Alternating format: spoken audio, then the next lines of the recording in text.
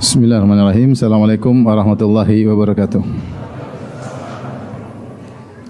Alhamdulillahi ala ihsani wa syukru lahu ala taufiqihi wa amtinani. Asyhadu an la ilaha illallah wahdahu la syarika lahu ta'ziman li sya'ni. Wa asyhadu anna Muhammadan abduhu wa rasuluhu ada ila ridwani. Allahumma salli alaihi wa ala alihi wa ashabihi wa ikhwani. Hadirin dan hadirat yang dirahmati oleh Allah Subhanahu wa taala. Pada kesempatan kali ini kita akan membahas tentang hal-hal yang terkait dengan al-udhiyah atau kita kenal dengan kurban, ya, dengan kurban. Dan udhiyah, ya, adalah ibadah yang mulia. Di antara hikmahnya disebutkan adalah menghidupkan kembali sunnah Nabi Ibrahim alaihissalam. Di mana kita tahu Nabi Ibrahim alaihissalam ketika diperintahkan untuk menyembelih anaknya Ismail, ini adalah suatu yang sangat berat. Kenapa? Karena Ismail ketika itu adalah anak yang dinantikan. Ya. Setelah Ibrahim menikah dengan Sarah, maka puluhan tahun tidak punya anak. Setelah menikah dengan Hajar baru kemudian punya anak Ismail. Kemudian sejak kecil Ismail sudah dijauhkan dari Ibrahim alaihissalam, dibawa ke Mekah. Kemudian ketika Ismail sudah mencapai dewasa, maka Allah merintahkan Ibrahim untuk menyembelih Ismail alaihi wassalam. Dan ketika itu anaknya cuma satu, masih Ismail, dan sudah dewasanya, sudah kuat-kuatnya, maka Ibrahim diperintahkan untuk menyembelih sang anak. Dan itu saat di mana seorang ayah benar-benar terpikat hatinya dengan sang anak. Ketika sang anak sudah dewasa, kemudian idza balagha ma'us sa'ya, kemudian sudah kuat, sudah bisa menggantikan kedudukan ayahnya, istilahnya kita, ya. Kemudian disuruh sembelih. Dan perintah tersebut datang dalam bentuk wahyu yang paling rendah. Inni ara fil manami anni athbahuk. Wahai putraku, aku melihat dalam mimpi aku menyembelihmu.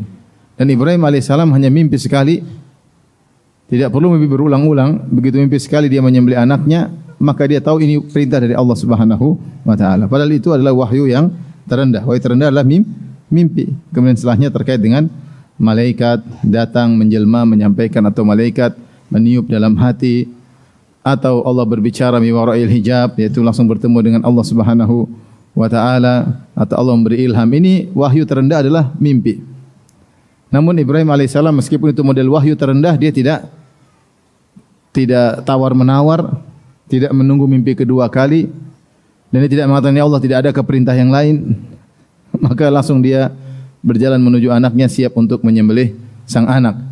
Dan dia mengatakan, aku melihat dalam mimpiku aku menyembelihmu, fanzur madza tara, bagaimana menurutmu? Dan dia caranya lembut. Dia tidak bilang Ismail sini saya sembelih kau, enggak. Dia bilang bagaimana menurutmu wahai putraku? Apa jawaban putranya? Ya abati fal ma tu'mar satajidu insyaallah minas sabirin. Wahai ayahanda, lakukanlah apa yang kau diperintahkan. Insyaallah kau dapati aku termasuk orang yang sabar. Ismail pun tidak sombong. Dia bilang insyaallah, dia tidak ujub. Insyaallah saya sabar. Ya. Maka akhirnya Ibrahim mau menyembelih putranya. Dan ini adalah orang yang paling dicintai oleh Ibrahim. Dan subhanallah, Ibrahim adalah Khalilullah, kekasih Allah Subhanahu wa taala. Dan hanya dua nabi yang diberi gelar kekasih Allah, yaitu Ibrahim dan siapa? Muhammad sallallahu alaihi wasallam. Wattakhadallahu Ibrahim khalila, Allah menjadikan Ibrahim sebagai kasihnya. Kata Nabi sallallahu alaihi wasallam, "Innallaha takhadhani khalila kama takhadha Ibrahim khalila." Allah jadikan aku kekasihnya sebagaimana Allah menjadikan Ibrahim sebagai kekasihnya. Dan Ibrahim kekasih Allah, maka Allah menguji Ibrahim pada perkara-perkara yang sangat dia cintai. Saat itu yang paling dicintai anaknya. Sudah dijauhkan sejak lamin, sekarang dulu suruh disembelih. Namun dia tanpa tegar, dia melaksanakan, tidak menyembelih putranya Ismail. Dan Ismail juga luar biasa, siap untuk disembelih. Maka mana yang lebih afdal, Ibrahim atau Ismail? Yang satu siap menyembelih putra paling dia cintai, yang satu siap disembelih oleh ayahnya. Subhanallah. Dua-duanya hebat. Maka kemudian Ismail dibalikkan kepalanya, dibalikkan, wa tallahu lil jabin, itu ditaruh di pelipisnya agar disembelih dari belakang, agar dia tidak melihat bagaimana sakitnya wajah anaknya ketika sembelih. Ketika Ibrahim akan menyembelih, maka Allah ganti wa fadainahu bidzibhin azim, maka Allah ganti dengan kibas, yaitu dengan domba untuk mengganti Ismail. Jadilah sejak itu ada syariat udhiyah, kurban setiap tanggal 10 Zulhijjah. Disebutkan kejadian Ibrahim ketika menyembelih Ismail itu pada tanggal 10 Zulhijjah, itu hari nahar. Maka kita menghidupkan syariat atau syiar menyembelih untuk mengingat bahwasanya Allah terkadang menguji seorang pada perkara-perkara yang dia cintai, agar dia mendahulukan kecintaan Allah. Dan siapa yang mendahulukan kecintaan Allah, maka akan datang solusi. Ibrahim dan Ismail mendahulukan cinta mereka kepada Allah, maka Allah Subhanahu wa taala kasih solusi berupa Allah mengganti dengan domba. Ini di antara hikmah kita berudhiyah, berkorban. Oleh karenanya udhiyah adalah syiar. Maka sembelihnya bukan sembunyi-sembunyi dalam rumah, enggak ya. Tapi sembelihnya di luar. Bahkan kalau penguasa atau pemerintah, maka habis salat Id dia menyembelih di musalla, di tempat lapangan salat Id. Habis salat Id, khutbah selesai, nyembelih korban tersebut di hadapan rakyat. Kan ini syiar. Bukan hal yang disembunyi-sembunyikan. Tinggal seorang yang menyembelih harus ikhlas kepada Allah, bukan untuk pamer-pameran, bangga-banggaan bahwa kambing saya yang paling besar, sapi saya paling besar, onta saya yang paling besar, sapi saya sapi limosin 1 ton, sapi yang paling garang dan sangar yang sudah menanduk pagar rumah saya. Enggak, dia harus ikhlas kepada Allah Subhanahu wa taala. Dia syiarkan dan dia ikhlas. Bagaimana kita berhaji, kita ikhlas. Bagaimana kita pergi solat berjamaah di masjid, orang semua lihat, kita berusaha ikhlas. Maka demikian juga ketika menyembelih, hati-hati, harus ikhlas kepada Allah Subhanahu wa taala. Jangan sampai untuk riya, karena ini juga rentan untuk riya, apalagi yang dia mau sembelih sapi besar, gemuk, limosin, 1 ton, luar biasa. Sementara yang lain kambingnya kecil-kecil. Yang lain 7 orang gabung, sapinya pun cuma 350 kg. Dia sendiri 1 ton, luar biasa ya. Dikarenanya seorang ikhlas kepada Allah Subhanahu. Jadi intinya untuk menghidupkan kembali sunnah Nabi Ibrahim alaihissalam. Yang kedua, ada para ulama mengatakan di antara hikmah korban untuk mensyukuri nikmat kehidupan, karena Allah menyelamatkan Ismail dengan udhiyah, dengan sembelihan tersebut. Kita diberikan nikmatan kehidupan, alhamdulillah masih hidup lagi bisa beribadah, maka kita menyembelih hewan kurban mengingat bahwasanya Allah telah menyelamatkan kehidupan Nabi Ismail dengan apa? Dengan seekor kambing ya. Kemudian juga di antara hikmah dari udhiyah adalah memberi kelapangan, tausiah, kelapangan kepada keluarga, makan kambing, makan sapi, makan onta, kemudian diberikan kepada fakir miskin, ya, yang jarang-jarang makan kambing setahun sekali, kita kasih kambing tersebut, 1/3 buat fakir miskin. Boleh juga kita kasih hadiah 1/3 buat tetangga, teman-teman, meskipun mereka kaya, kita kasih hadiah, ini juga boleh. 1/3 kita makan, 1/3 kita buat fakir miskin, 1/3 buat hadiah. Sebenarnya juga mengatakan di antara hikmahnya agar kita tidak ragu ya, bahwasanya Allah menciptakan hewan untuk dimakan. Mungkin sebagian mengatakan kok syariat Islam sadis, nyembelih nyembelih sapi, nyembelih onta, nyembelih kambing. Sebagian mereka bikin isu seperti, bahkan pernah jadi hinaan. Tidak salah waktu saya ke Amsterdam, kawan-kawan cerita dulu ada orang kafir yang suka mengejek syariat ini. Apa itu nyembelih sadis? Ya. Mungkin dia maunya makan tempe melulu kali, tidak mau nyembelih hewan. Hewan ya disembelih ya, sembelih. Saya disembelih untuk dimakan, bukan untuk dibuang. Disembelih untuk apa? Dimakan, agar kita enggak usah ragu bahwasanya Allah menghalalkan makan hewan-hewan tersebut. Hewan-hewan tersebut diciptakan oleh Allah untuk kita makan. Maka tidak mengapa kita sembelih untuk kita memakannya, bahkan untuk kita berikan kepada fakir miskin. Apa bedanya kalau kamu nyembelih di waktu yang lain ya? Di waktu yang lainnya. Jadi ini diantara hikmah-hikmah. Adapun pahalanya maka tentu pahalanya banyak ya. Dari hikmah-hikmah tersebut kita tahu bahwasanya menyembelih adalah ibadah yang agung. Allah berfirman, "Fasholli li rabbika wanhar. Fasholli rabbika wanhar. Ayat ini dalam surat Al-Kautsar.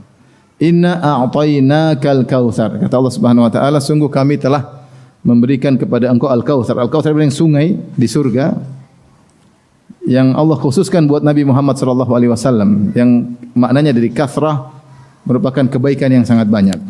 Setelah Allah mengatakan, wahai Rasulullah, kami telah berikan engkau spesial sungai di surga namanya Al-Kautsar, maka dari itu sholli li rabbika wanhar, maka salatlah karena Allah dan menyembelih karena Allah. Kata para ulama, di antara Syekh Islam Ibnu Taimiyah rahimahullah taala, bahwasanya di antara bukti bersyukur atas nikmat yang Allah berikan di antaranya salat dan menyembelih. Ini di antara bukti terbesar seorang menunjukkan dia bersyukur kepada Allah Subhanahu wa taala. Salat terkait dengan ibadah raga, badan, udhiyah, menyembelih terkait dengan ibadah harta. Makanya Allah khususkan di situ. Allah mengatakan, karena aku, seakan-akan Allah berfirman, karena aku telah memberikan kepada engkau wahai Muhammad Al-Kautsar di surga, di nikmat yang luar biasa, fasholli, maka salatlah karena Allah dan menyembelihlah karena Allah. Ini menunjukkan menyembelih ibadah yang agung, karena dia adalah konsekuensi dari bersyukur kepada Allah Subhanahu wa taala. Kemudian juga Allah menggandengkan menyembelih tersebut dengan salat. Salatlah ibadah yang paling agung, harus karena Allah. Kemudian menyembelih juga harus karena Allah Subhanahu wa taala. Bahkan para ulama sepakat mana yang lebih utama, apakah menyembelih atau bersedekah.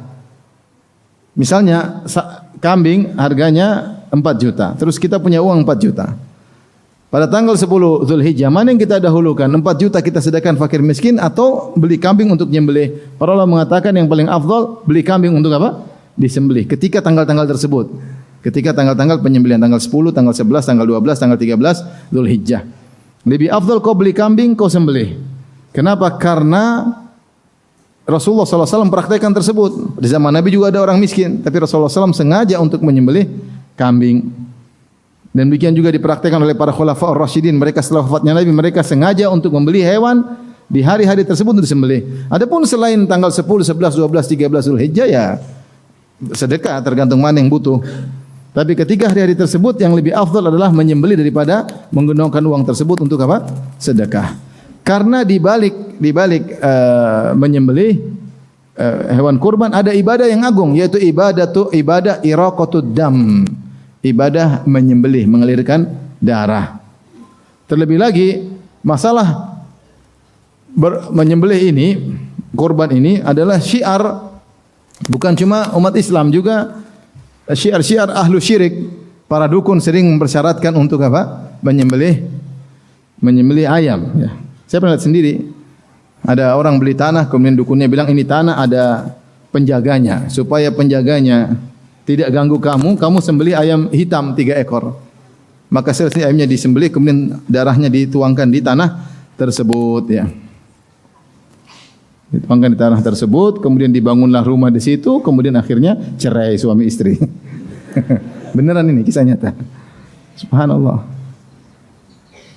Kemudian betapa banyak orang-orang tanya saya, Ustaz, ada proyek di suatu kampung, Ustaz. Tetapi mereka mempersyaratkan kalau saya ingin buka lahan harus belikan mereka babi untuk mereka sembelih untuk roh-roh. Haram, saya bilang enggak boleh. Jadi menyembelih juga syiarnya ahlu syirik. Bahkan sebagian orang bukan menyembelih hewan, menyembelih manusia. Menyembelih manusia untuk diserahkan kepada roh-roh dewa-dewa yang mereka sembah, ya. Dan ini kebiasaan juga ahlu jahiliyah menyembelih untuk berhala-berhala mereka. Makanya Rasulullah mengatakan, la'anallah man dzabaha li ghairillah. Allah melaknat orang yang menyembelih kepada selain Allah. Oleh karenanya syiar menyembelih adalah syiar. Kita menyembelih karena Allah Subhanahu wa taala. Yang kedua untuk menyelisihi ahlu syirik, dan ketiga ada juga kita bagi sebagian daging tersebut untuk fakir miskin. Intinya menyembelih lebih afdal daripada sekedar sedekah. Sedekah sekedar bagi harta dan itu bisa dilakukan selain tanggal 4 hari tersebut. Adapun menyembelih ada waktunya. Makanya menyembelih lebih afdal daripada uangnya digunakan untuk bersedekah. Kemudian sebagian ulama mengatakan, bahkan sebagian madhab ahli madhab mengatakan, menyembelih lebih afdal daripada merekakan budak. Merekakan budak pahalanya apa? Siapa budak yang kita merdekakan? Kalau ada budak, maka setiap bagian dari tubuh yang kita merdekakan akan memerdekakan kita di neraka jahanam. Karena budak itu terkadang boleh zaman dahulu ada budak, boleh tidak satu orang yang memberikan. Misalnya ada 7 orang sepakat memberikan satu budak, boleh. 3 orang sepakat memberikan satu budak. Maka seakan-akan sepertiga tubuh dari budak yang dia memberikan tersebut mewakili sepertiga tubuhnya untuk dibebaskan dari neraka jahanam. Kalau dia sendiri memerdekakan budak, maka dia akan dibebaskan dari neraka jahanam karena dia telah memerdekakan orang tersebut. Sebagian ulama mazhab mengatakan menyembelih di hari-hari tersebut kurban lebih afdal daripada memerdekakan apa? Budak. Seakan-akan isyarat bahwasanya siapa yang menyembelih karena Allah Subhanahu wa taala akan memerdekakan dia dari neraka jahanam. Meskipun tidak ada nas secara tegas, tapi ini pendapat sebagian ulama. Taib. Syariat al-udhiyah disyariatkan pada tahun 2 Hijriah. Tahun 2 Hijriah di kota Madinah setelah Nabi berhijrah, bersamaan dengan disyariatkan salat al-Idain, salat Idul Fitri dan Adha, juga disyariatkan zakat mal, disyariatkan juga udhiyah. Taib. Sembelihan banyak modelnya.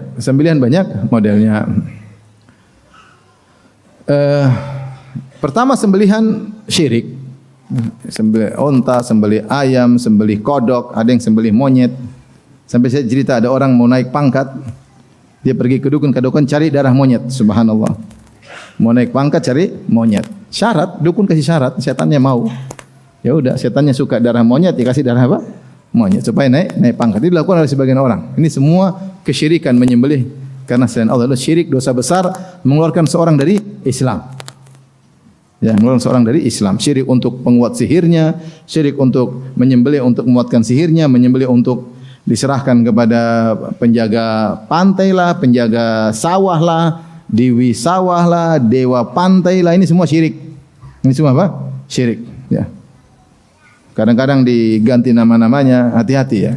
Kapan dia berniat menyembelih untuk diserahkan kepada penjaga daerah tertentu, itulah syirik kepada Allah. Apalagi dikatakan buat dewi inilah, buat dewi Sri lah, buat dewa fulan lah, ini jelas syirik. Ya. Buat Nyi Roro Kidul lah, syirik. Enggak boleh. Siapa yang melakukannya keluar dari Islam. Ngeri. Syirik akbar. Maka itu tidak boleh. Nah, yang disembelih untuk Allah juga ada 2 model. Yang satu disembelih untuk makan sekedar menyembelih untuk dihidangkan seperti warung-warung yang nyembelih kambing, nyembelih ayam untuk apa? Jualan. Ya. Bukan untuk takarrub, bukan untuk mendekatkan diri kepada Allah, tapi mereka nyembelih bilang bismillah. Mereka nyembelih bilang bismillah. Paham? Dan yang ketiga modelnya, ini hukumnya mubah. Yang kedua, yang pertama haram syirik, yang kedua mubah, yaitu menyembelih untuk dimakan. Ketika menyembelih bilang bismillah, tapi bukan untuk bertakarrub, mendekatkan diri kepada Allah, tapi untuk makan. Ini hukumnya mubah. Yang ketiga menyembelih karena Allah, untuk mendekatkan diri kepada Allah. Maka ini modelnya banyak. Di antaranya akikah. Akikah menyembelih karena syukrul mun'im bil maulud, mensyukuri Allah karena ada momongan baru. Namanya akikah. Menyembelih karena Allah Subhanahu wa taala. Kemudian sembelihan terkait haji juga banyak. Ada namanya hadyu. Hadyu adalah dam jubran, bersyukur kepada Allah Subhanahu wa taala. Bukan dam jubran, dam syukur, yaitu darah yang dialirkan sebagai bentuk syukur kepada Allah karena dalam satu nusuk dalam satu safar bisa melakukan 2 kegiatan, baik haji tamattu maupun haji qiran. Maka orang yang berhaji tamattu atau haji qiran wajib menyembelih hadyu. Ini juga hadyu, ini sembelihan karena Allah Subhanahu wa taala. Dan kebanyakan jemaah haji Indonesia adalah haji tamattu. Makanya mereka wajib untuk menyembelih kambing. Kemudian juga ada namanya dam pelanggaran, dam jubran. Seperti seorang melakukan haji kemudian dia meninggalkan kewajiban. Kapan dia meninggalkan kewajiban, maka wajib bagi dia untuk menyembelih kambing. Seperti dia lewat mikot, dia tidak berniat. Sudah mikot lewat lupa berniat, maka ini wajib menyembelih kambing. Contohnya di Arafah, sebelum matahari terbenam dia sudah keluar dari Arafah, maka ini juga namanya dia harus menyembelih, namanya dam jibran. Dan semisal demikian juga dam kafarah.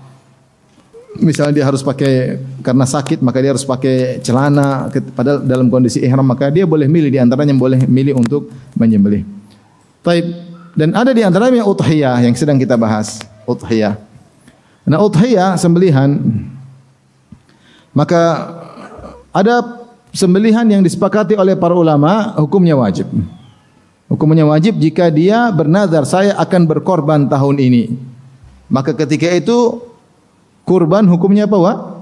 Wajib. Karena dia bernazar.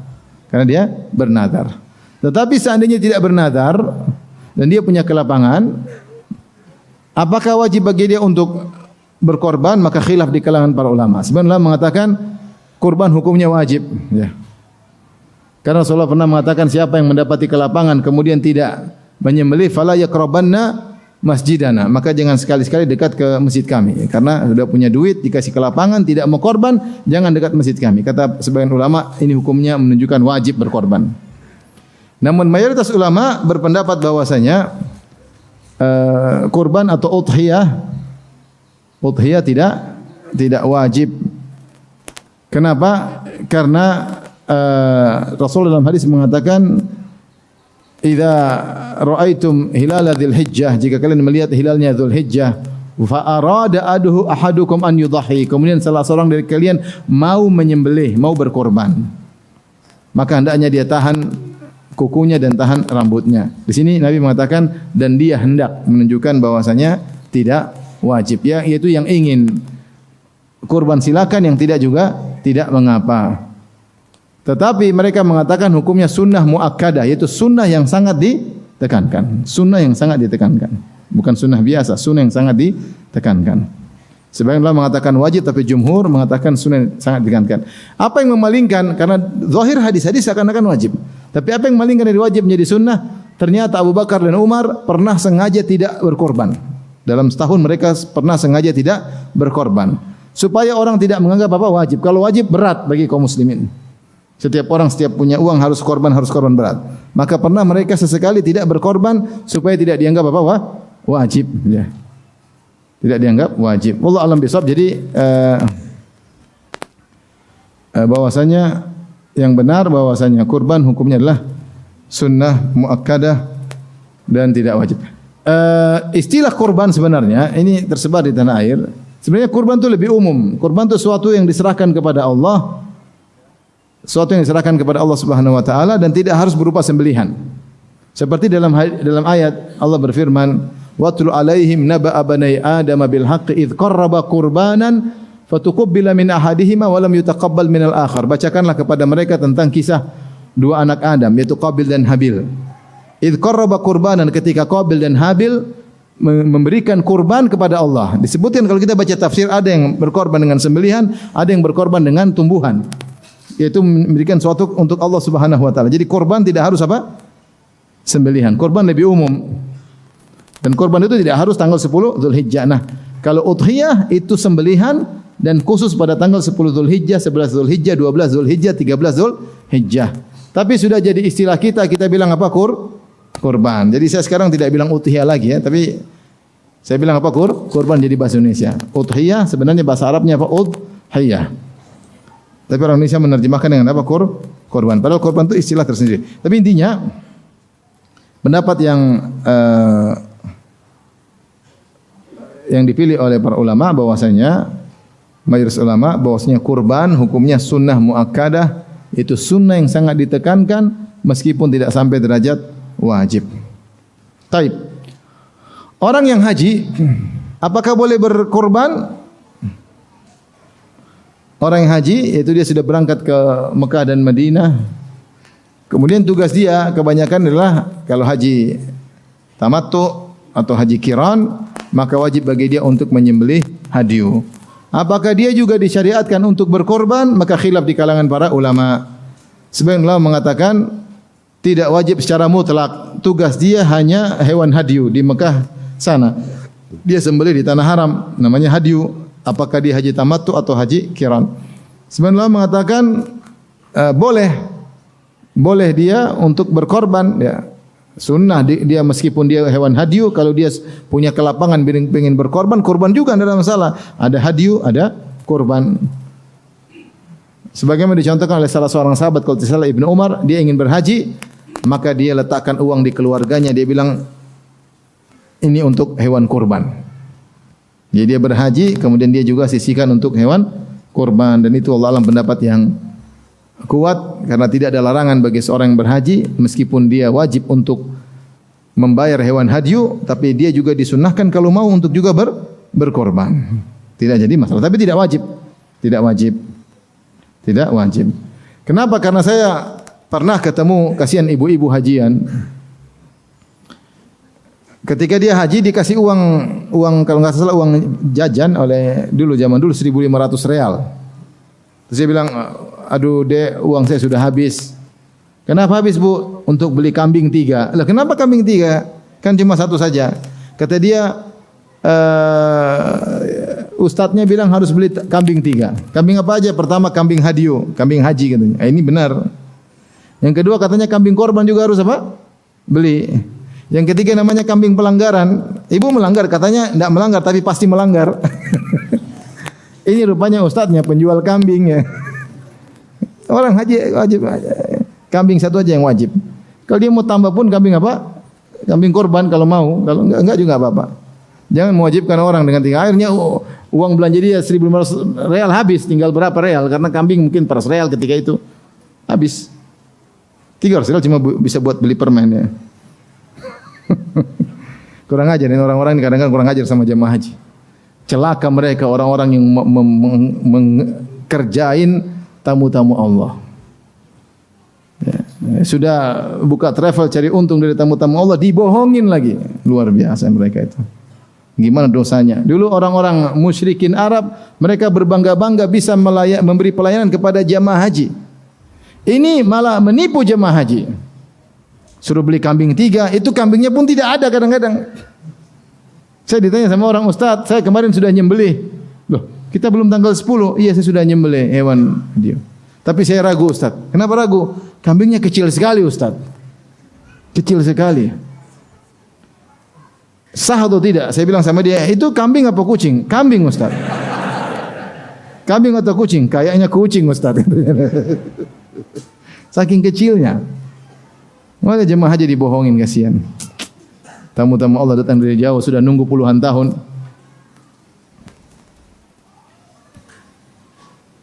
Saya kapan sholat di Masjidil Haram, saya lupa. Apakah saya didorong atau jemaah haji atau dia kemudian menginjak kepala saya lupa ya. Tapi intinya jemaah haji udah tua. Mungkin saya mau marah seandainya itu orang lain. Tapi subhanallah, saya ini orang tua, pakai tas, lemes. Bayangkan mungkin dia sudah nunggu 20 tahun. Mungkin nabung 20 tahun. Kemudian saya omelin di sini, di Mekah. Enggak tega kita mau omelin. Enggak tega. Dia tua, mungkin ngumpulin nunggu haji 30 tahun, entah nabung sana, mungkin jual sawah, mungkin jual apa. Terus sampai sini dia salah sedikit kita omel-omelin. Ini bukan diomelin, dikerjain. Diambil uangnya oleh penjahat-penjahat travel. Ngeri. Makanya hati mereka hitam ya. Tidak punya rasa sama tamu-tamu Allah. Mereka bermaksiat di tanah haram. Tanah haram. Taib.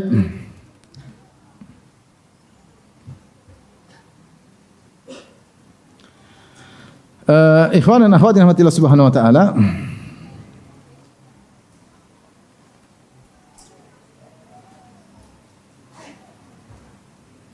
Intinya berkorban adalah sunnah yang sangat ditekankan. Makanya Rasulullah SAW bersabda, "Man kana lahu sa'atun wa lam yudhhi fala yaqrabanna musallana." Siapa yang punya kelapangan kemudian tidak berkorban, maka jangan dekat-dekat tempat salat kami. Itu jangan dekat salat Id. Jangan dekat sana. Ya. Punya uang tidak bisa korban. Ya. Ini ancaman, ini menjadi dikatakan wajib, tapi yang benar hukumnya sunnah yang sangat ditekankan sampai Nabi mengucapkan demikian ya. Maka seorang lucu, dia tidak bisa berkorban sementara mobilnya baru mobil baru ya. Baru beli ini baru ya, baru beli ini, beli jamnya jam baru, baru belikan istri tas baru yang harganya puluhan juta, korban enggak bisa ya. Minimal kambing berapa juta? Berapa juta sekarang di sini satu ekor kambing? Berapa? 2,5. 2,5. Kambing apa kucing tuh? Kambing kan? 2,5 juta, 3 juta, 4 juta udah dapat, masya Allah. Sisihkan uang dan ini pahalanya pahalanya besar. Makanya Nabi selalu berkorban setiap tahun.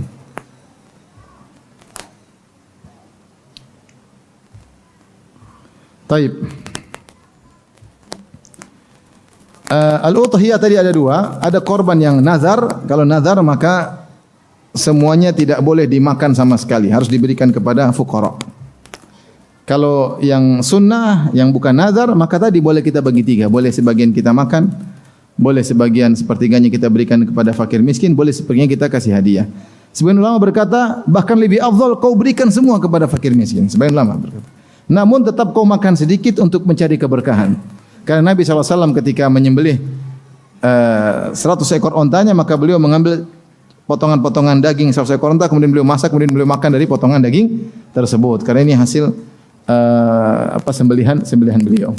Tapi seandainya seorang ingin sumbang semua juga oke, karena dia dapat dua pahala, pahala menyembelih dan pahala bersedekah. Tapi dianjurkan dia makan sebagian dari sembelihan tersebut, kan sembelihan berkah.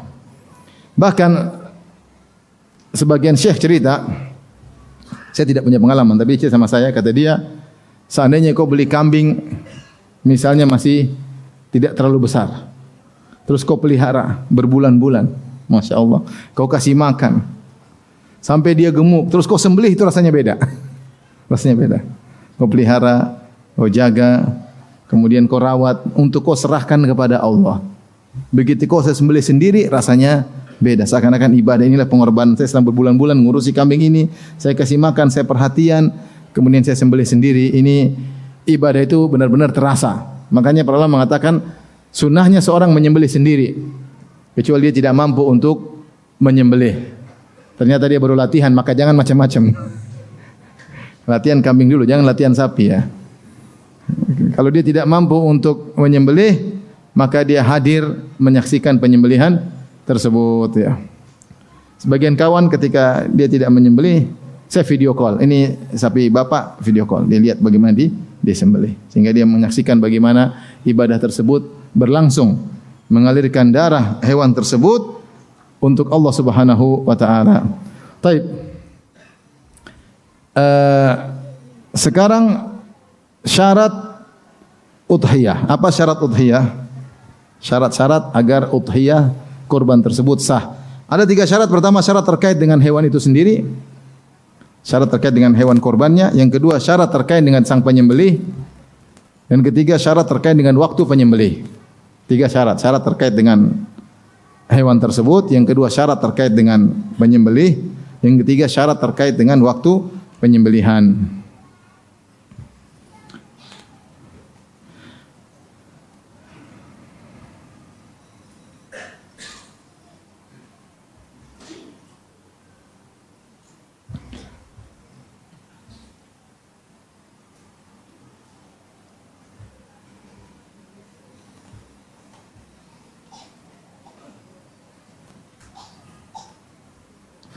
Tapi yang pertama syarat terkait dengan udhiyah, dengan hewan itu sendiri. Yang pertama, hewan tersebut dari al-an'am, yaitu bahimatul an'am, itu hewan-hewan ternak, hewan-hewan ternak ya. Allah mengatakan walikulli ummatin ja'alna mansakan liyadhkuru ismallahi ala ma razaqahum min bahimatil an'am. Allah sebutkan yaitu mereka menyembelih untuk mengingat Allah ala ma razaqahum, atas rezeki yang Allah berikan kepada mereka, mim bahimatil an'am, dari hewan ternak. Hewan ternak tersebut ada 3 secara umum, yaitu onta, sapi dan kambing. Onta, sapi dan kambing. Dan sapi termasuk jamus, yaitu kerbau.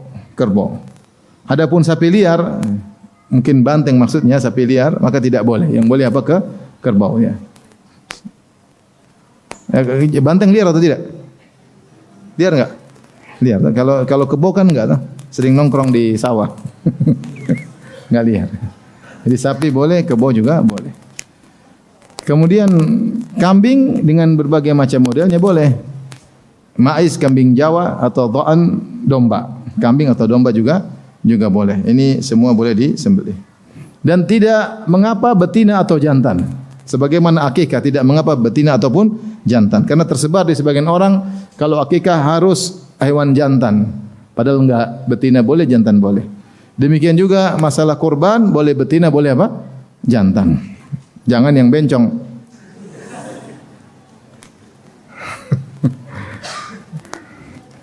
Jangan yang pelangi ya. Baik. Berikutnya adapun selain hewan ternak maka tidak boleh.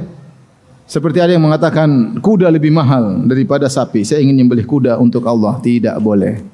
Tidak sah. Kalau ingin menyembelih kuda buat makan ya silakan, tapi untuk kurban maka tidak sah. Ya, atau saya ingin menyembelih karena tidak punya uang, saya ingin beli ayam. Ayam kemudian saya sembelih karena Allah Subhanahu wa taala. Enggak bisa jadi kurban.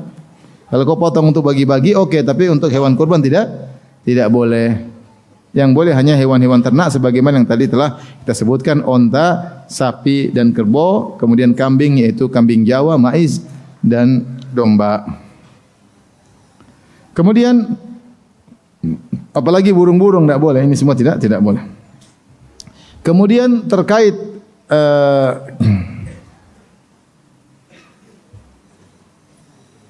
dengan umur hewan tersebut, hewan tersebut. Makin ada khilaf di kalangan para ulama, tapi intinya mereka mengatakan, ada yang mengatakan bahwasanya untuk sapi di atas 2 tahun. Kalau onta di atas 5 tahun. Kambing Jawa pun di atas 2 tahun. Adapun domba ada yang mengatakan di atas tahun, yang di atas 6 bulan. Ada khilaf. Tapi intinya untuk domba lebih ringan daripada saya tidak sempat mentarjih mana, tapi itu ada khilaf dengan para ulama terkait dengan dha'an atau apa namanya domba ya. Ada yang mengatakan boleh lebih dari 6 bulan dengan syarat tertentu, ada yang mengatakan boleh lebih dari setahun. Adapun kambing Jawa lebih dari 2 tahun sama dengan sapi, harus lebih dari 2 tahun. Adapun onta lebih dari 5 tahun. Maka jangan menyembelih kalau di bawah umur ya. Tidak boleh. Kemudian juga terkait dengan syarat hewannya adalah selamat yang ketiga. Jadi pertama tadi jenisnya bahimatul an'am, yang kedua umurnya harus sesuai dengan umurnya, dan yang ketiga harus selamat dari aib. Maghrib berapa menit lagi? Hah? Maghrib berapa menit lagi? 15 menit. Taib. Adapun syarat ketiga harus selamat dari aib yang buruk, yang jelas. Dan kebanyakan kalau kita perhatikan aib-aib tersebut adalah terkait dengan yang bisa mengurangi daging dari hewan tersebut.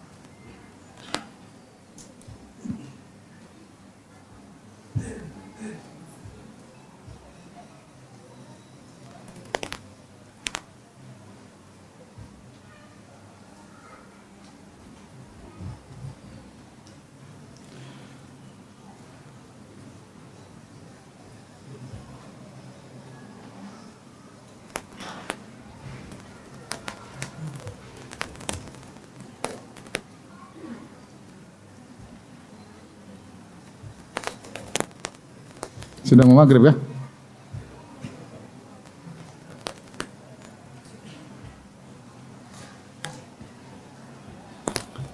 Jadi Rasulullah SAW melarang ketika seorang menyembelih, tidak boleh kemudian menyembelih hewan yang pincang, yang jelas pincangnya, kemudian yang buta, yang jelas apa butanya, yang sakit, yang jelas sakitnya, dan yang sangat kurus, Para ulama mengambil kesimpulan, kenapa hewan yang pincang tidak boleh, kenapa hewan yang buta tidak boleh, kenapa hewan yang kurus tidak boleh, ya, kenapa hewan sakit tidak boleh? Karena hewan-hewan ini potensi untuk dagingnya sedikit. Ketika dia pincang, dia baru jalan sebentar, temannya sudah di luar, sudah makan rumput habis, dia baru sampai.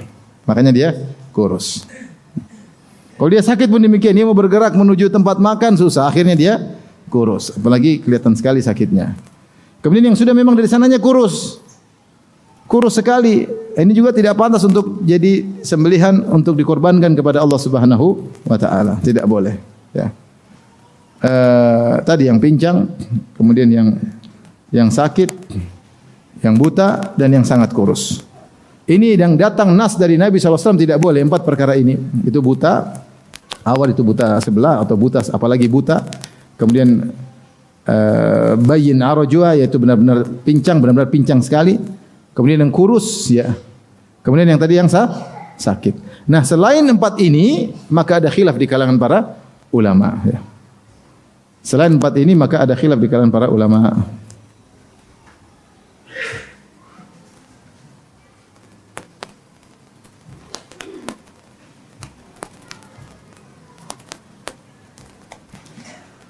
Di antara bentuk-bentuk yang diperselisihkan, ada yang disepakati, ada yang diperselisihkan oleh para ulama. Ya. Saya bacakan sini.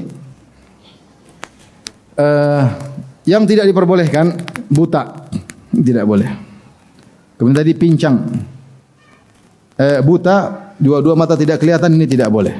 Meskipun mungkin dia gemuk, tapi dia buta tidak boleh karena ini kelihatan sekali apa? Cacat. Kemudian yang satu mata buta, jelas-jelas satu buta mata, satu kelihatan, maka ini juga tidak boleh. Ada yang mengatakan maksudnya mata buta itu maksudnya benar-benar tertutup, bukan dia buka matanya tapi tidak bisa melihat, tapi benar-benar kelihatan cacat. Itu yang tidak boleh, tidak pantas untuk disembahkan kepada Allah Subhanahu wa taala. Kemudian juga lisannya putus semuanya, kambingnya tidak punya lisan. Mau bilang mbek susah karena apa lisannya tidak ada. Ini juga tidak boleh. Ya. Adapun kalau terputus sebagian ini khilaf. Terputus sebagian sedikit atau banyak khilaf. Ada cacat lisannya kepotong sedikit boleh enggak? Ini khilaf di kalangan para ulama. Ada yang mengatakan terputus sedikit saja enggak boleh. Ada yang mengatakan kepotong banyak, mayoritas baru enggak boleh. Tapi kalau kepotong semua enggak boleh. Kemudian juga yang hidungnya terpotong juga tidak boleh. Kemudian juga telinganya terpotong juga tidak boleh. Ya.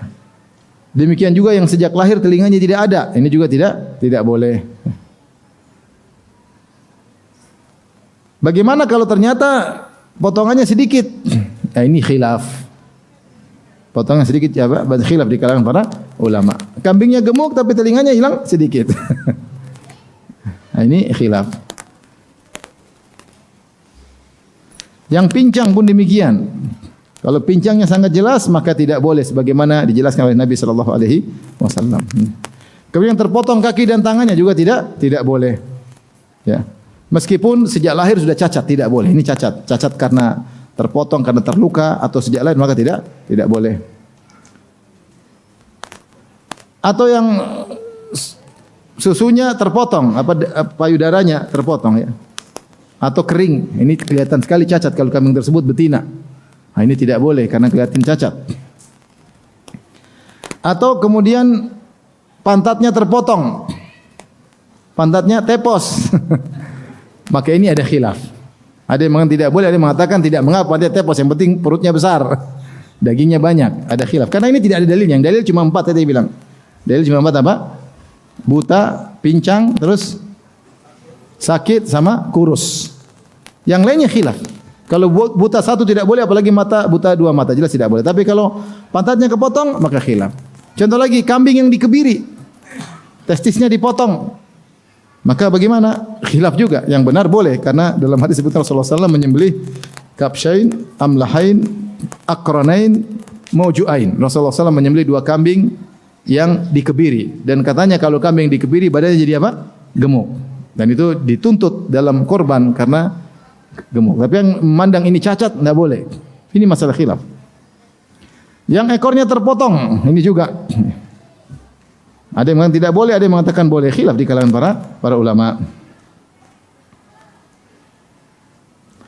Yang kurus tadi al-ajfa, yang kurus allati la tungki, kurus ya. Ada yang mengatakan saking kurusnya sampai sumsum dari tulangnya tidak ada, saking kurusnya. Al-jallalah yaitu yang hanya makan kotoran. Kambing itu makan kotoran aja. Ini enggak boleh disembelih. Tidak boleh jadi kurban.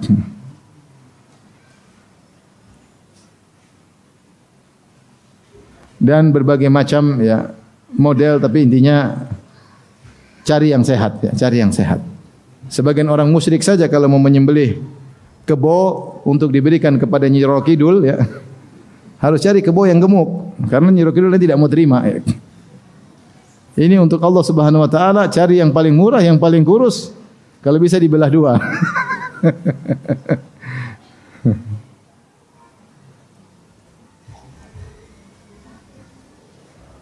Baik, kita sampai sini aja dulu. Ya. Berapa menit lagi azan? Hah? 2 menit. Baik, habis ini kita lanjutkan lagi. Masih ada sedikit baru kita buka tanya jawab. Wabillahi taufik. Assalamualaikum warahmatullahi wabarakatuh.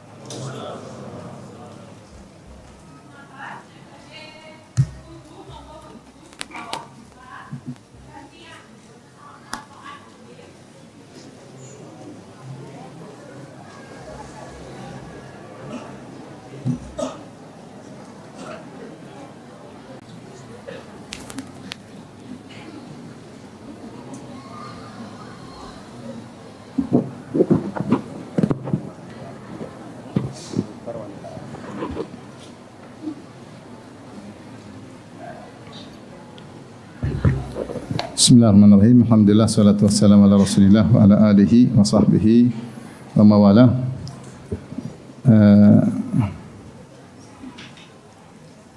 Hadirin dan hadirat yang dirahmati oleh Allah Subhanahu wa taala.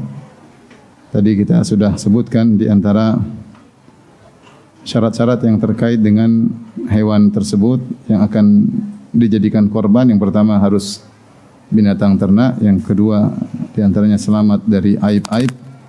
Ya, yang telah kita sebutkan, ada yang diperselisihkan dan ada yang disepakati. Ya, di antaranya bahwasanya yang ketiga, hewan tersebut adalah milik orang yang akan menyembelih. Ya. Jangan dia nyembelih kambingnya orang. Ya. Harus milik apa? Sendiri. Harus milik sendiri.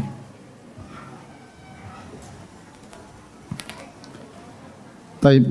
Kemudian yang berikutnya, syarat-syarat terkait dengan sang penyembelih, orang yang berkorban. Yang berkorban harus memenuhi syarat-syarat berikut ini. Di antara yang pertama, dia harus berniat untuk korban.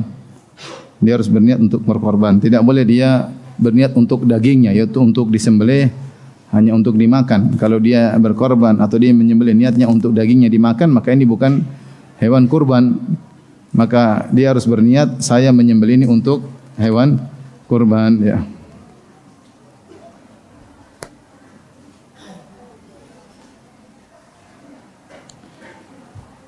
Kemudian yang kedua, bahwasanya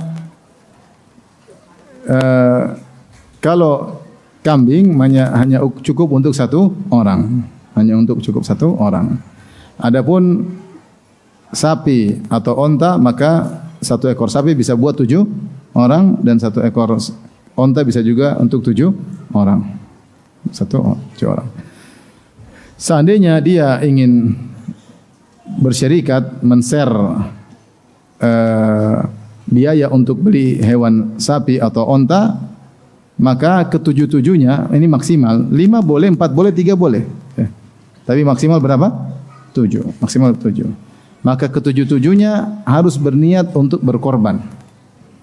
Jangan sampai misalnya 6 orang niat untuk berkorban, satunya niatnya untuk daging sembelihan aja untuk makan.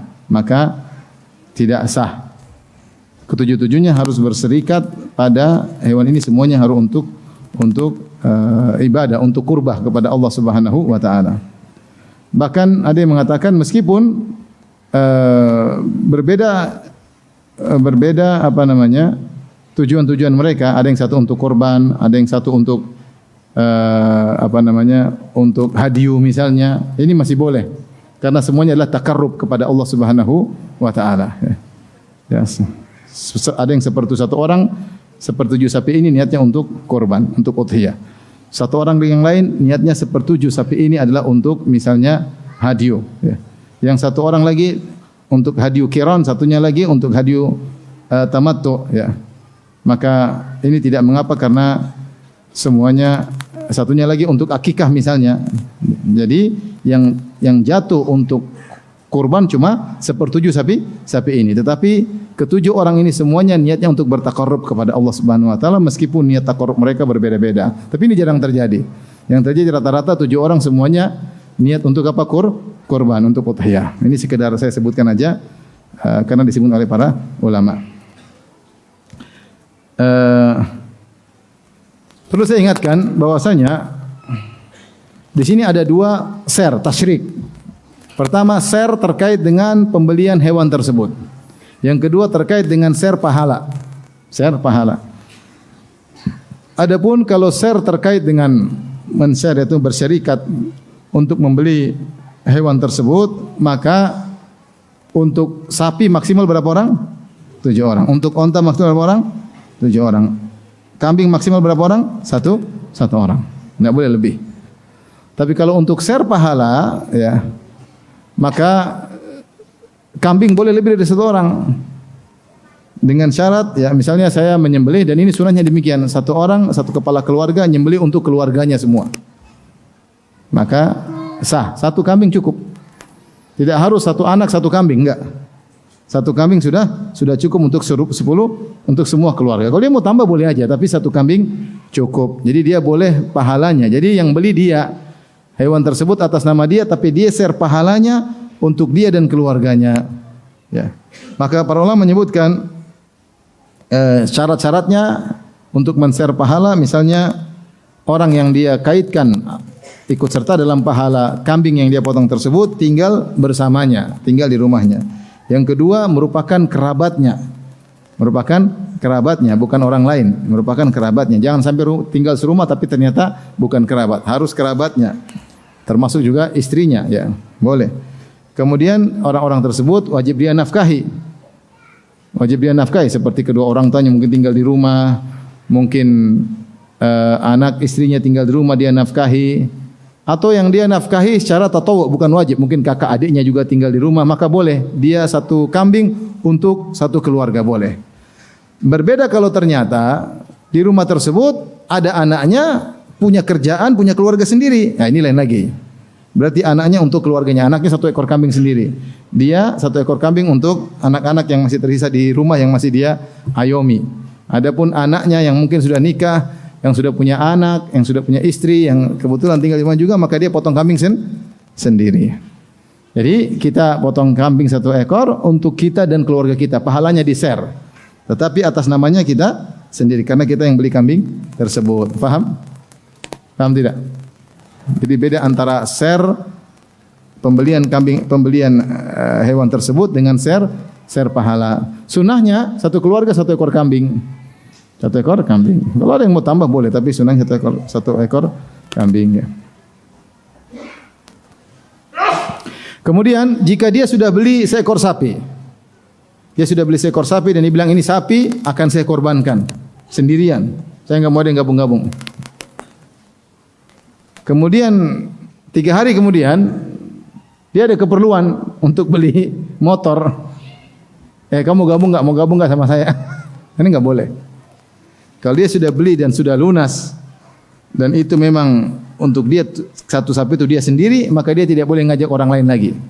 Karena sudah terfokuskan duit dia sudah belikan niatnya untuk korban. Maka tidak boleh ditawarkan lagi, sudah kita bagi 7 deh, saya sepertujuhnya. Kenapa? Saya mau beli motor, uangnya enggak boleh. Sudah terlanjur.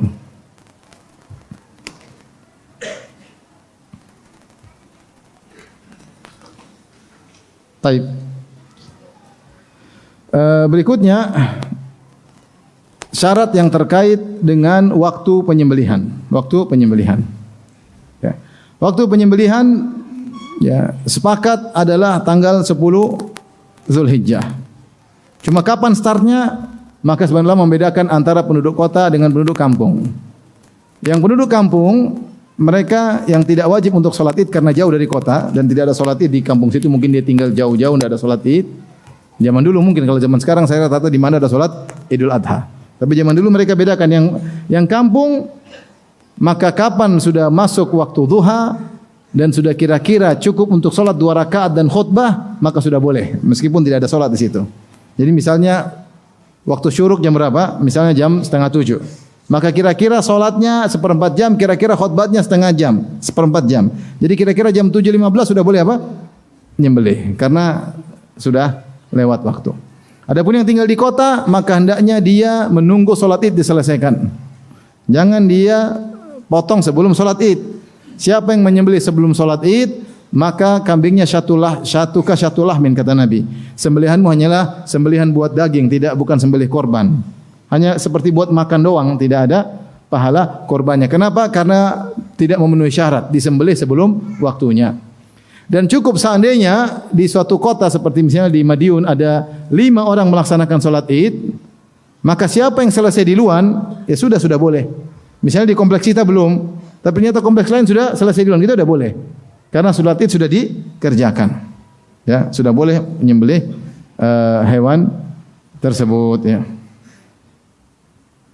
Tapi kapan berakhir waktu penyembelihan kurban? Maka ada khilaf di kalangan para ulama, 2 pendapat. Sebagian ulama mengatakan bahwasanya sebagian salaf mengatakan waktu nyembelih cuma 3 hari. Yaitu tanggal 10, tanggal 11, tanggal 12. Maka waktu terakhir menyembelih korban adalah terbenam matahari pada tanggal 12 Zulhijjah. Karena berpendapat waktu korban nyembelih cuma 3 hari, tanggal 10, 11, 12. Namun pendapat yang dipilih oleh para ulama pendapat lebih kuat 4 hari. Karena semua hari tasyrik adalah waktu untuk apa? Menyembelih. Jadi startnya adalah setelah salat Idul Adha, selesainya adalah sebelum terbenam matahari di tanggal 13 Zulhijjah. Tetapi semakin cepat disembelih semakin baik. Semakin cepat disembelih semakin baik ya.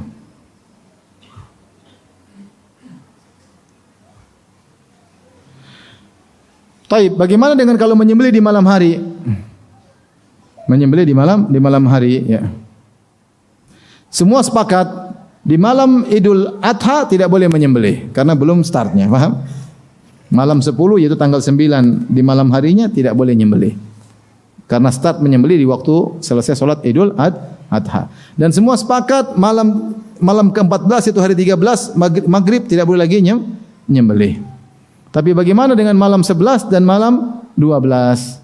Apakah boleh menyembelih di malam hari? Malam 11 yaitu tanggal 10 di malam hari yaitu malam ke-11 Zulhijjah sama malam ke-12 Zulhijjah. Maka sebagian ulama mengatakan ya bahwasanya hukumnya sah namun makruh. Hukumnya sah namun makruh. Ini pendapat Hanabilah dan Syafi'iyah. Pendapat Malikiyah berkata tidak sah. Ada khilaf di kalangan para ulama. Oleh karenanya sebisa mungkin tidak menyembelih di malam hari. Ya, meskipun tidak ada dalil yang tegas bahwasanya tidak sah, tapi paling tidak dikatakan apa? Makruh, tidak dikatakan makruh ya. Kecuali mazhab Syafi'iyah mengatakan ya, tidak mengapa disembelih malam hari kalau ternyata memang tidak memungkinkan. Hewan sembelihan terlalu banyak. Kalau mau dicicil hanya dipotong di siang hari, bakalan banyak hewan korban yang terlewatkan. Oleh karenanya kalau memang mendesak tidak apa-apa di malam hari. Tapi kalau tidak ada keadaan darurat, potongnya di siang hari, jangan di malam hari. Semakin cepat disembelih semakin baik.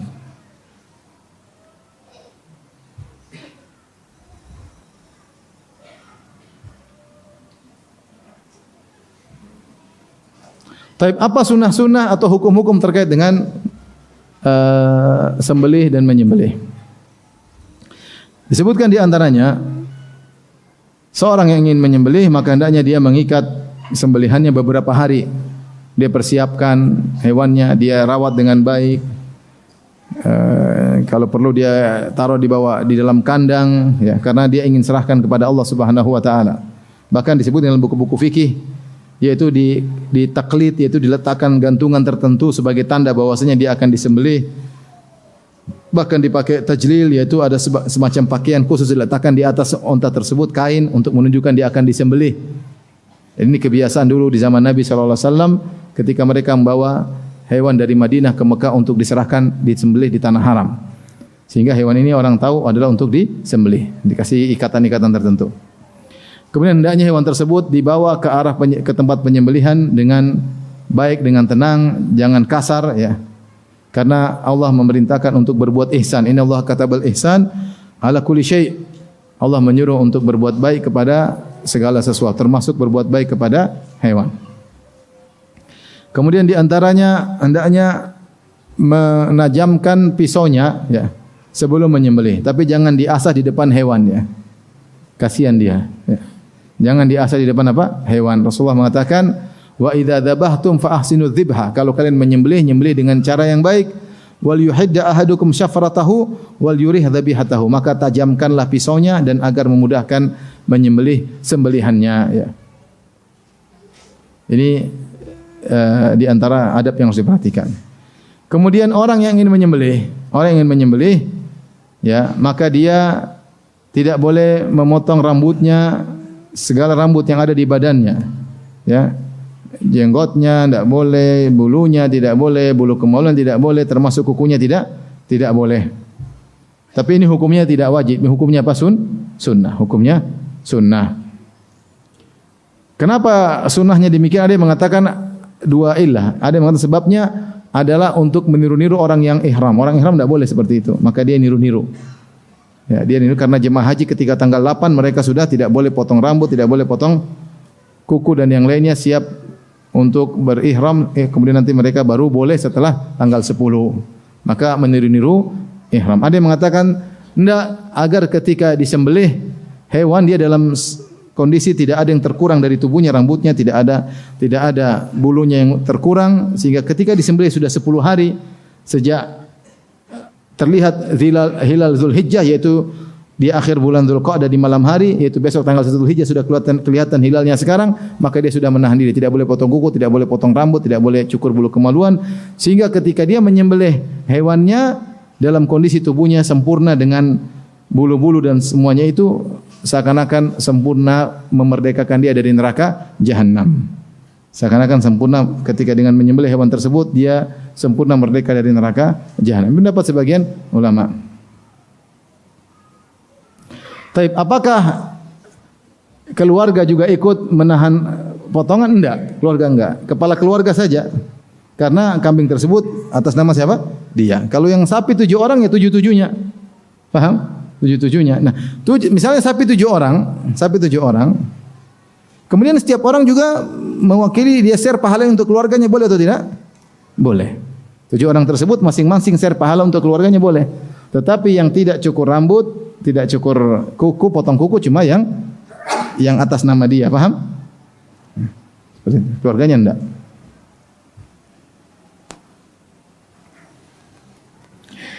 Di antaranya yang dimakruhkan, dibenci, ya kalau kita sudah siap menyembelih sapi atau onta atau kambing, terus dia punya susu, jangan diperah lagi. Sudah biarin aja. Kecuali kalau tidak diperah memberi kemudaratan kepada hewan tersebut. Demikian juga kalau kambing atau domba jangan ambil bulunya. Kecuali mudarat bagi dia, atau kata sebenarnya mengatakan kecuali kalau kau potong ternyata pada waktu hari hanya sudah tumbuh sebagaimana sedia kala, tidak mengapa, dimanfaatkan. Tapi kalau kau potong pas mau disembelih ternyata rambutnya masih pendek, ini kurang sempurna. Jadi jangan dipotong.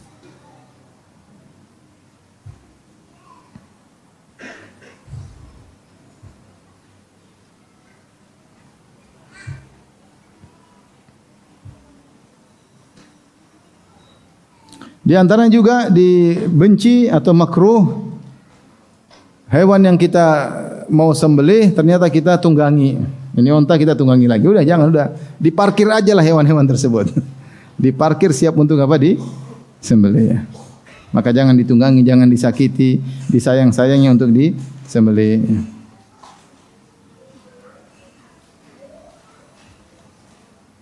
Kemudian juga dianjurkan bahwasanya hewan yang disembelih adalah hewan yang gemuk.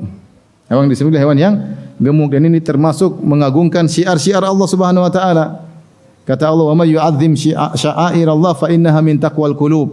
Siapa yang mengagungkan syiar-syiar Allah maka ini termasuk dari ketakwaan hati. Jadi kalau beli kambing cari yang gemuk, beli sapi cari yang gemuk. Kalau bisa, kalau enggak bisa ya sudah.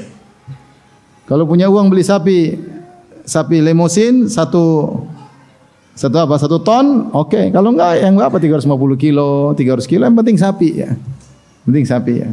Karena kita mengagungkan syiar Allah Subhanahu wa taala, maka cari hewan yang terbaik. Cari kambing yang paling keren kelihatannya. Wah, ini keren, bagus nih. Gagah. Tanduk, gagah, keren. Nah, ini yang kita beli meskipun agak mahal. Ya. Sunnahnya demikian. Hewan yang besar sehingga dagingnya lebih bermanfaat dan bisa dibagi kepada banyak orang.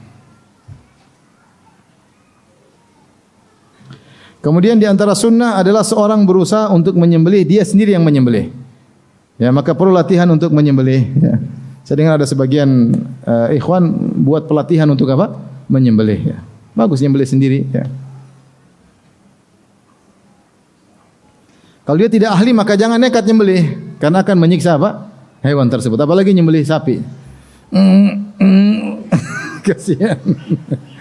Apalagi kemudian pisaunya tidak tajam, kasihan, alot.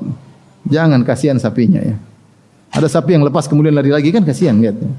Jangan. Ya.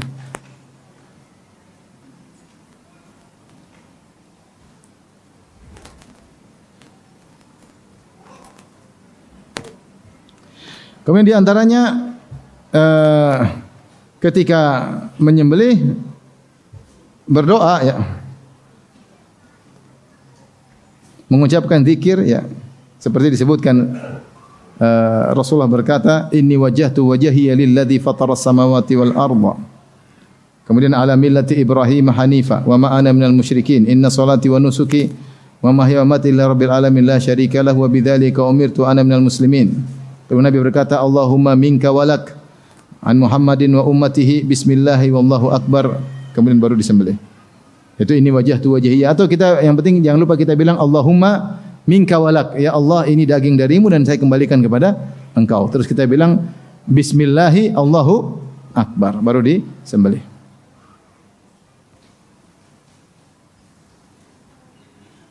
Kalau sengaja menyembelih tidak bilang bismillah maka tidak sah. Sengaja menyembelih tidak bilang bismillah maka itu jadi bangkai, tidak sah. Tapi kalau lupa, khilaf di kalangan para ulama. Dia sembelih buru-buru supaya lupa langsung sembelih, tidak bilang bismillah. Wah, sudah terlanjur tadi lupa bilang bismillah, maka ini khilaf. Apakah sah atau tidak jadi bangkai atau jadi hewan sembelihan? Maka jangan lupa untuk bilang bismillah ya. Kemudian di antara sunnah adalah segera menyembelih, jangan ditunda hari ke-11, hari ke-12, sebelah hari ke-13 kecuali darurat, saking banyak hewan tidak sempat untuk disembelih. Kalau bisa disembelih tanggal 10 semuanya bagus. Ya. Sehingga cepat selesai. Karena Allah berfirman, "Wasari'u ila maghfiratin min rabbikum wa jannah." Bersegeralah menuju ampunan Allah dan menuju surga yang luasnya seluas langit dan bumi. Kemudian kalau sudah disembelih, ditunggu sampai semua gerakan tubuh hewan tersebut tenang ya. Tidak boleh menyembelih sampai kepalanya putus. Cuma 2-4 urat kerongkongan, urat tenggorokan dipotong, setelah itu dibiarkan. Sampai darahnya keluar semua, sampai hewan tersebut tenang, baru dikuliti. Saya lihat sendiri sebagian penjagal karena buru-buru, belum mati baik-baik dia sudah apa? Kulit. Ini masih hidup, sudah dikerjain. Ini masih gerak, wah, udah dikerjain dipotong, enggak boleh ya, enggak boleh. Kemudian jangan menyembelih kambing di depan temannya. Kalau memang berdekatan ambil kain untuk tutup. Dia mendengar teriakan temannya dia sudah gelisah, apalagi dia lihat temannya disembelih di depan mata. Ya. Jangan. Ya. Kalau ingin sembelih dengan cara yang baik, ditutup.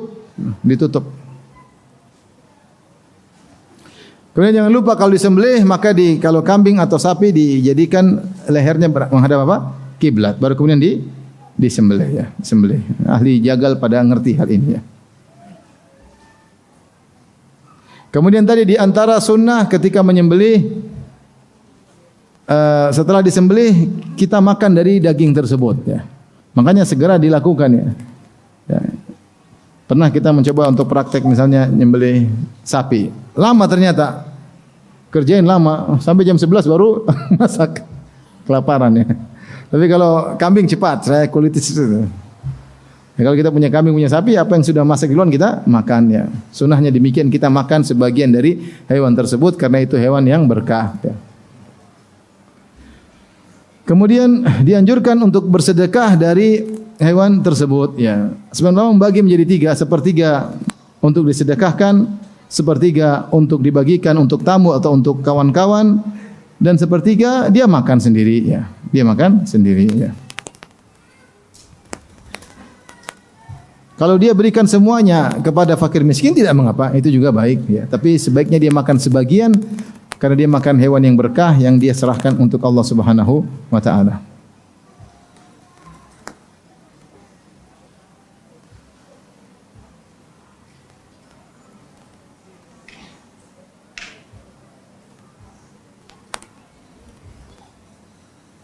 Dan di antara yang tidak boleh dilakukan adalah memberikan kulit atau bagian dari hewan tersebut kepada tukang jagal sebagai ongkos bayaran. Tidak boleh. Oleh karenanya kalau kita panitia ingin membeli hewan korban, maka kita minta upah atau sedikit dari orang yang berkorban untuk bayar tukang jagal. Tapi jangan diambil dari apa? Hewan tersebut. Maka kita bilang misalnya kambing 4 juta harganya include dengan ongkos jagal. Misalnya demikian. Ongkos jagal misalnya 200.000, kita bilang ini sudah include. Atau kita detail kambing 3 juta ongkos jagal 300.000 sehingga orang tahu. Sehingga uang kambingnya utuh, ya. Dan tukang jagal tidak usah kita kasih, ya. Karena terkadang berapa sapi? Misalnya 1 juta ya. Udahlah murahlah 800, saya kasih kulitnya buat kamu. Ini enggak boleh. Berarti kulit tadi ya digunakan untuk pembayaran, maka tidak boleh. Terus bagaimana Ustaz? Ya kasih sama orang yang perlu. Kalau dikasih ke orang miskin, Ustaz ternyata kulitnya dijual, ya tidak apa-apa, itu urusan dia. Ya. Kalau kasih, sebagian ulama mengatakan kasih orang kaya nggak boleh dijual. Kalau orang kaya disuruh bikin rambak ya. Tapi kalau kasih orang miskin, dia jual terserah dia, boleh. Nah, dia miskin. Yang terakhir pembahasan tentang bagaimana menyembelih atas nama mayat. Atas nama mayat. Ini sering ditanyakan.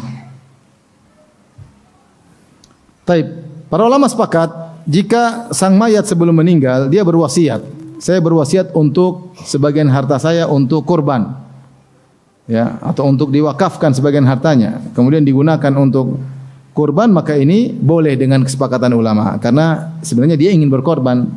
Dia ingin berkorban, makanya dia wasiatkan dari hartanya tolong digunakan untuk korban, maka ini sepakat ulama, ya.